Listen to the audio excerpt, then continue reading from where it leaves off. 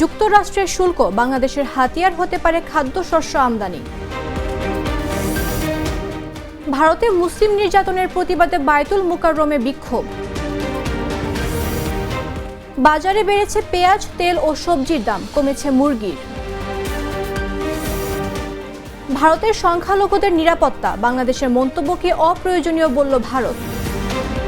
50 টাকায় মাঠে বসে দেখা যাবে বাংলাদেশ জিম্বাবুয়ে টেস্ট।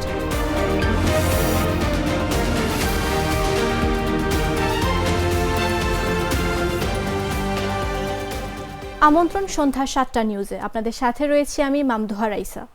বেশি পাকা টমেটো আর সিক্রেট রেসিপির কম্বিনেশনে তৈরি ব্রাউন সসের বস। বিশ্বের শতাধিক দেশের ওপর পাল্টাপাল্টি শুল্ক আরোপ করেছে যুক্তরাষ্ট্র। বাংলাদেশি পণ্যে এই শুল্ক বসেছে 37%। যদিও আপাতত এটা 3 মাসের জন্য স্থগিত রয়েছে। এই শুল্ক সমস্যা সমাধানে বাংলাদেশ জোর দিচ্ছে বাণিজ্য ঘাটতি কমানোর ওপর। দেশের খাদ্যশস্য আমদানিকারক ও কৃষি অর্থনীতিবিদরা বলছেন, দুই দেশের বাণিজ্য ঘাটতি মোকাবেলায় একটি বড় উদ্যোগ হতে পারে যুক্তরাষ্ট্র থেকে খাদ্যশস্য আমদানি বাড়ানো। বাণিজ্য মন্ত্রণালয়ের তথ্য বলছে, বছরে প্রায় $8 বিলিয়ন পণ্য রপ্তানি করা হচ্ছে যুক্তরাষ্ট্রে, অথচ আমদানি হচ্ছে $2.2 বিলিয়ন, অর্থাৎ 3 গুণের বেশি। বাংলাদেশ বিশ্বের খাদ্যশস্য আমদানিকারক দেশগুলোর মধ্যে তৃতীয় অবস্থানে, আর যুক্তরাষ্ট্র রপ্তানিকারক দেশের মধ্যে প্রথম। এ অবস্থায় সরকার চাইলেই খাদ্যশস্যের সবচেয়ে বড় উৎস হয়ে উঠতে পারে যুক্তরাষ্ট্রের।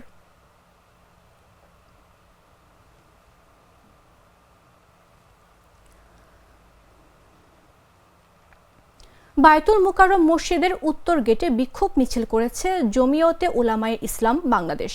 জুমার নামাজ শেষে গাজায় বর্বরোচিত গণহত্যা, ভারতে ওয়াকফ বিল পাস ও মুসলিম নির্যাতনের প্রতিবাদে এই বিক্ষোভ মিছিল করা হয়। সপ্তাহের ব্যবধান ফিলিস্তিন স্বাধীন করো, বিশ্ব মুসলিম ঐক্য করো, নারায়ে তাকবীর, আল্লাহু আকবার। গাজে বর্বরোচিত গণহত্যা, ভারতে ওয়াকফ বিল পাস ও মুসলিম নির্যাতনের প্রতিবাদে বিক্ষোভ মিছিল করেছে জমিয়তে উলামায়ে ইসলাম বাংলাদেশ। শুক্রবার জুমার নামাজ শেষে বায়তুল মুকাররম মসজিদের উত্তর গেটে আয়োজিত বিক্ষোভ সমাবেশে এই প্রতিবাদ জানায় সংগঠনটি। এ সময় বক্তারা বলেন, গুজরাটের কসাইমোদি একের পর এক মুসলিমদের অধিকার খর্ব করছে। তারা মুসলমানদের ঘরবাড়ি ভেঙে দিচ্ছে, তাদের জন্মস্থান থেকে উচ্ছেদ করছে। সর্বশেষ ওয়াকফ বিল পাশ করে ভারতে মুসলমানদের অধিকার খর্ব করছে। এর প্রতিবাদ করতে গিয়ে সমগ্র ভারতে মুসলিমরা নির্যাতনের শিকার হচ্ছে, তাদের হত্যা করা হচ্ছে। আমরা এসব নির্যাতনের তীব্র নিন্দা জানাই। এক হিন্দুত্ববাদী সরকার আমাদের 16 বছর নিষ্পেষিত করছে, এর পরিণতি ভারতকে ভোগ করতে হবে। বক্তারা আরও বলেন, গাজাকে আজ পৃথিবীর মানচিত্র থেকে মুছে ফেলার চেষ্টা করা হচ্ছে, কিন্তু আমাদের বিজয় গাজাতেই হবে। ইসরায়েল তাদের পাপের ফল ভোগ করবে। আমরা আরব বিশ্বকে বলবো, আপনারা মাঠে নামুন, সবাই ঐক্যবদ্ধ হয়ে ইহুদিদের মোকাবেলা করুন। বিশ্ব মুসলমান একত্র হলে ইহুদি সহ মুসলমানদের শত্রুরা নিশ্চয়ই পরাজিত হবে। এ সময় জমিয়তে উলামায়ে ইসলামের মহাসচিব মঞ্জুরুল ইসলাম আফেন্দি বলেন, বিগত 6 সপ্তাহ ফিলিস্তিনে কোনো সহায়তাও ঢুকতে দেওয়া হচ্ছে না। এই মুহূর্তে সারা দুনিয়ার জন্য ইসরায়েল একটা বিস্ফোরা। পৃথিবীতে সভ্যতার প্রতিষ্ঠা করতে হলে ইসরায়েলকে থামাতে হবে। বাংলাদেশ মুসলিম সংখ্যাগরিষ্ঠ দেশ, এদেশের কোনো দোকানে ইসরায়েলের পণ্য চলতে পারে না। তিনি বলেন, মসজিদ মাদ্রাসা বন্ধ করে দেওয়াই ভারতের এজেন্ডা, তাই বিতর্কিত ওয়াকফ বিল ভারতে আর চলতে দেওয়া যাবে না। আমরা হয়তো দেখে যেতে পারবো না, তবে ভারত একসময় মুসলিম সংখ্যাগরিষ্ঠ দেশ হবে।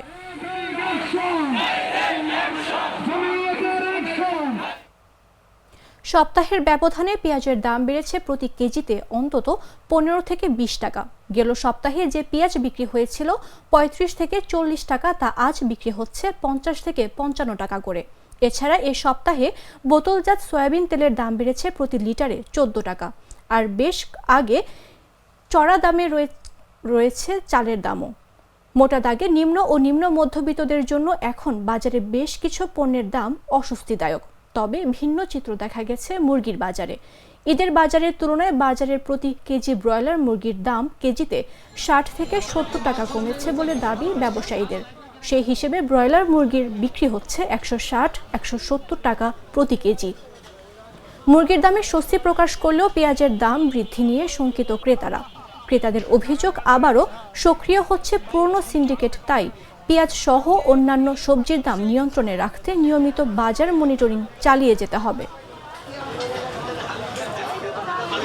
কক মুরগি ৩০০ টাকা ছিল, বর্তমানে 250-60। ব্রয়লার মুরগি 170-75, অনেক কমছে, 50-60 টাকার মতো পার কেজিতে কম, প্রতি কেজিতে 50 টাকার মতো।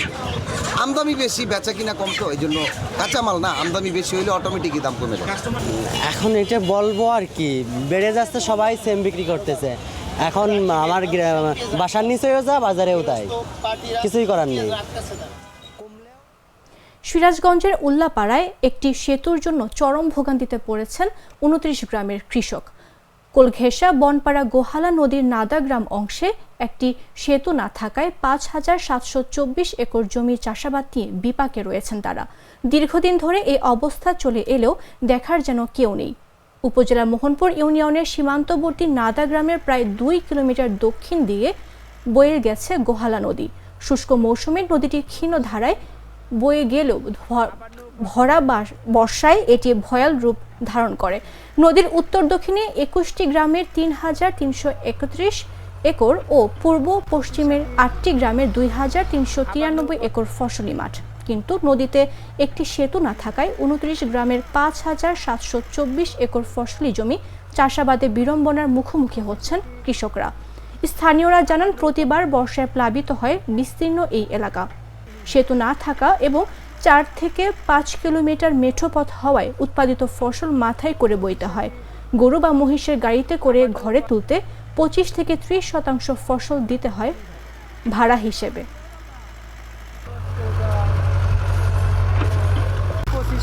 প্রায় 6,000-7,000 বিঘের মতো জমি আছে। আমরা এ জমির ফসল নিতে পারি না। আমাদের দেখা যায় যে ধান শতকরা 30-60 দেওয়া লাগে গাড়িওয়ালা, আর দেখা যায় কলা লাগ দেওয়া লাগে সিকিবাগ। আমাদের কৃষকদের কিছুই বাঁচছে না। অবশ্য আমাদের এই উল্লাপাড়া থানার ভিতর আমাদের এই গ্রামে যত সম্পদ আছে, অন্য অন্য গ্রামে এত সম্পদ নাই। তাই আমার অনুরোধ, এই জায়গায় একটা ব্রিজ হলে আমাদের খুবই ভোগান্তির শেষ হয়। আরএফএল ওয়্যার ড্রপ, এতে ব্যবহৃত ইনসেক্টস রিপেলেন্ট মাস্টার ব্যাচ পোকামাকড় থেকে কাপড়কে রাখে সম্পূর্ণ সুরক্ষিত। আরএফএল ওয়্যার ড্রপ, যত্নে থাকুক ভালোবাসা। মাদারীপুর শহরের পাকদে এলাকায় সংসারের অভাব দূর করতে স্বামী স্ত্রী মিলে শুরু করেন পাপড় বানিয়ে তা বিক্রির কাজ। সেই থেকেই ধীরে ধীরে পাপড়ই হয়ে ওঠে তাদের জীবিকা নির্বাহের প্রধান উৎস। পাপড় বিক্রি করেই সংসার চালাতে হয় হারুন মজিদা দম্পতির। পাপড় বিক্রি করে মাসের যে আয় হয় তা দিয়ে চলতে অনেক কষ্ট হয় বলে জানান এই দম্পতি। মাদারীপুর শহরের পাকদে এলাকায় বসবাস হারুনুর রশিদ ও মজিদা বেগম দম্পতির। তাদের 2 মেয়ে ও 1 ছেলে। মেঝো মেয়ের বিয়ে হয়ে গেছে, বড় মেয়েটি বুদ্ধি প্রতিবন্ধী। একমাত্র ছেলে পড়াশোনা করছে 9ম শ্রেণীতে। এই অবস্থায় পাপড় বিক্রি করেই চলছে সংসার। আমরা মজিদা দাদুর পাপড় খাই, তার পাপড় খুব সুস্বাদু এবং মজাদার। আমাদের পাশে আছে আমাদের মজিদা দাদি, তার থেকে আমরা পাপড় কিনে খাই। সে আমাদের প্রতিবেশী, তার পাপড়টা খুবই মজা। তার এইগুলো করে তার সংসার চলে। তার একটা ছেলে আমার সাথে পড়াশোনা করে। যদি কেউ পারেন সহযোগিতা করেন তাইলে তার একটু উপকার হয়। এবং পাপড়টা অনেক সুস্বাদু পুষ্টিকর খাবার। হ্যাঁ, সরকারের কাছে একটু আবেদন জানাই যেন তার একটু কোনোভাবে অর্থ সহযোগিতা করে। পাপড় বিক্রি করে মাসে যে আয় হয় তা দিয়ে চলতে অনেক কষ্ট হয় বলে জানালেন হারুন মজিদা দম্পতি। প্রতিদিন স্বামী স্ত্রী দুজনে মিলে ময়দা, তেল, হলুদ, ডিম সহ বিভিন্ন মশলা দিয়ে পাপড় তৈরি করেন। পরে তা রোদে শুকানোর পর তেলে ভাজা হয়। এরপর সেগুলো নিয়ে হারুনুর রশিদ ছুটে চলেন গ্রাম ও শহরের বিভিন্ন গলিতে। তবে কয়েক বছর ধরে বিকেলে মাদারীপুর শহরের শকুনি লেকপাড়ি বেশি বিক্রি করেন পাপড়। সেই টাকায় চলে 4 সদস্যের সংসারের যাবতীয় খরচ। আমি পাপড় বানাই, এই নিয়ে বানাইয়া আমার স্ত্রী আমার সহযোগিতা করে। শুকাই আমরা ভাজিয়া বিকেলবেলা বিক্রি করি। এরপরেই আমার সংসার নির্ভর করে। ছেলে সন্তান লেখাপড়া করাই। আর আমার একটা ঘরে অসহায় মেয়ে আছে, তার চিকিৎসা করাই। আমার আর ডাইনি ভাই কোনো আয় নেই, এরপরে আমার সংসার নির্ভর করে। আমি দৈনিক পাপড় বানাই। পাপড় বানানো আমার 1000 বানাই, 2000 বানাই। এই পাপড় বানাইয়া ভাইজা বিক্রি করি। বিক্রি করা এই পাপড়ের উপরে আমার নির্ভর। এবং সংসার চলে। অসুস্থ একটা মেয়ে আছে, ছোট্ট একটা ছেলে আছে, পড়াশোনা চালাইতে হয় এবং আমার দোকান ভাড়া দিতে হয়। এই জীবন জীবিকা আমার এই পাপড়ের উপরে নির্ভর করে। এ বিষয়ে মাদারীপুর জেলা সমাজসেবা কার্যালয়ের সহকারী পরিচালক আফজাল হোসাইন বলেন, ওই পরিবারের ক্ষুদ্র ব্যবসায় মূলধনের প্রয়োজন হলে ব্যবস্থা করে দেওয়া যাবে। তারা যদি আগ্রহী থাকেন তাহলে প্রতিবন্ধীদের পুনর্বাসন খাত থেকে ঋণ কর্মসূচিতে তাদের অন্তর্ভুক্ত করতে পারি। এভাবে আমরা তাদের পাশে দাঁড়াতে আগ্রহী আছি। জানাবো আন্তর্জাতিক সংবাদ।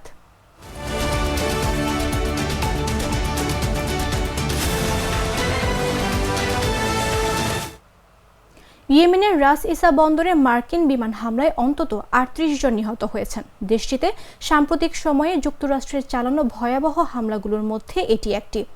দেশটির হোদেইদা স্বাস্থ্য অফিসের বরাত দিয়ে আল মাসিরাহ টিভি জানিয়েছে, আজ শুক্রবার সকালে চালানো হামলায় আরও ৮০ জন আহত হয়েছেন। মার্কিন সেনাবাহিনী জানিয়েছেন, হুথি যোদ্ধাদের জ্বালানির উৎস বন্ধ করার জন্যই এই হামলা চালানো হচ্ছে। ওয়াশিংটন জানিয়েছেন, তারা ইয়েমেনের হুতিদের অবস্থানগুলোতে হামলা চালিয়ে যাবে যতক্ষণ না লোহিত সাগরে জাহাজ চলাচলের উপর এই গোষ্ঠীর আক্রমণ বন্ধ হয়।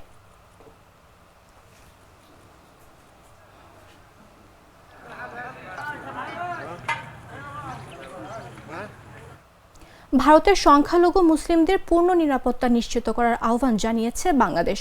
তবে ভারতের পররাষ্ট্র মন্ত্রণালয় এই আহ্বানকে অপ্রয়োজনীয় ও লোক দেখানো বলে দাবি করেছে। বৃহস্পতিবার বাংলাদেশের প্রধান উপদেষ্টার প্রেস সচিব শফিকুল আলম বলেন, আমরা ভারত সরকার ও পশ্চিমবঙ্গ সরকারকে সংখ্যালঘু মুসলিম জনগোষ্ঠীর পূর্ণ নিরাপত্তা নিশ্চিত করার জন্য সব ধরনের পদক্ষেপ গ্রহণের আহ্বান জানাই। বাংলাদেশ সরকার মুসলিমদের উপর হামলা ও তাদের জানমালের নিরাপত্তা হানির ঘটনার নিন্দা জানায় বলেও উল্লেখ করেছেন শফিকুল আলম। এর জবাবে ভারতের পররাষ্ট্র মন্ত্রণালয়ের মুখপাত্র রণধীর জয়সওয়াল বলেছেন, পশ্চিমবঙ্গের ঘটনা নিয়ে বাংলাদেশের মন্তব্য আমরা সম্পূর্ণভাবে প্রত্যাখ্যান করছি। এটি বাংলাদেশের সংখ্যালঘুদের বিষয়ে ভারতের উদ্বেগের সঙ্গে তুলনা করার একটি চেষ্টা। গত সপ্তাহে মুসলিম অধ্যুষিত মুর্শিদাবাদ জেলায় নতুন ওয়াকফ আইন নিয়ে প্রতিবাদ বিক্ষোভ চলাকালে সহিংসতা ছড়িয়ে পড়ে।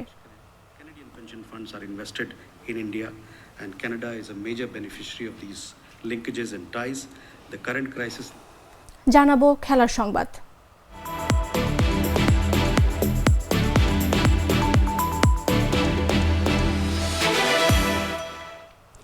আর্জেন্টাইন কোচ রামন দিয়াজকে বরখাস্ত করেছে ব্রাজিলিয়ান ক্লাব করিন্থিয়ান্স। ২০২৫ সালের শুরুতে হতাশাজনক পারফরম্যান্সের কারণে দিয়াজকে বরখাস্ত করে সাও পাওলো ভিত্তিক ক্লাবটি। বৃহস্পতিবার এক বিবৃতিতে বিষয়টি নিশ্চিত করেছে করিন্থিয়ান্স। চলতি মৌসুমের ঘরোয়া সর্বোচ্চ পর্যায়ে ক্লাব প্রতিযোগিতায় ব্রাজিলিয়ান সিরিয়াতে ৪ ম্যাচে মাত্র ৪ পয়েন্ট সংগ্রহ করেছে দলটি। টেবিলে তাদের অবস্থান ১৪তম। দিয়াজ গেল মার্চের শেষ দিকে পাওলিস্তা চ্যাম্পিয়নশিপের শিরোপা জিতিয়েছিলেন করিন্থিয়ান্সকে, কিন্তু ব্রাজিলের শীর্ষ লিগে বাজে শুরুর কারণে কঠিন পরিণতি ভোগ করতে হলো দিয়াজকে। সর্বশেষ গত বুধবার ফ্লুমিনেন্সের বিপক্ষে ২-০ গোলে হেরে যায় দিয়াজের শিষ্যরা। এরপরই অবাক করে দেওয়ার সিদ্ধান্ত নিল করিন্থিয়ান্স। কোপা সুদামেরিকানায় খারাপ পারফরম্যান্সও দিয়াজকে ছাঁটাইয়ের পেছনে একটি বড় কারণ ছিল।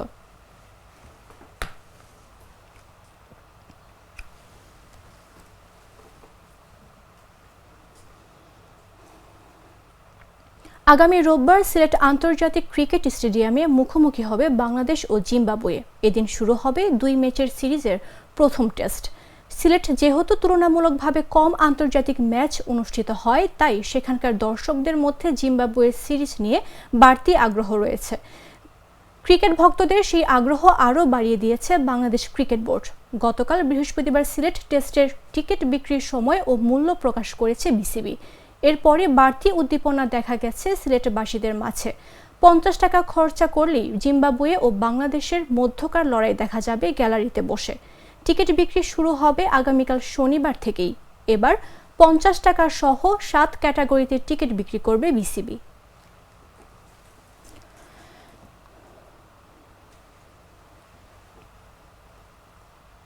সংবাদ শেষ করার পূর্বে শিরোনামগুলো জানিয়ে দিচ্ছে আরও একবার।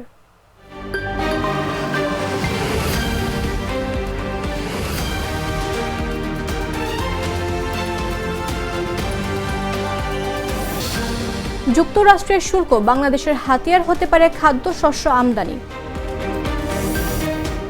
ভারতে মুসলিম নির্যাতনের প্রতিবাদে বায়তুল মুকাররমে বিক্ষোভ।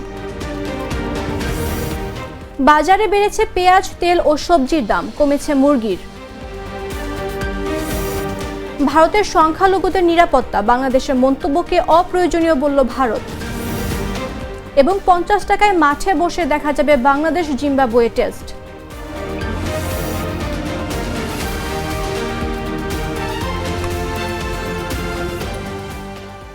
দর্শক, এই ছিল এখনকার মতো। এতক্ষণ সঙ্গে থাকার জন্য ধন্যবাদ সবাইকে।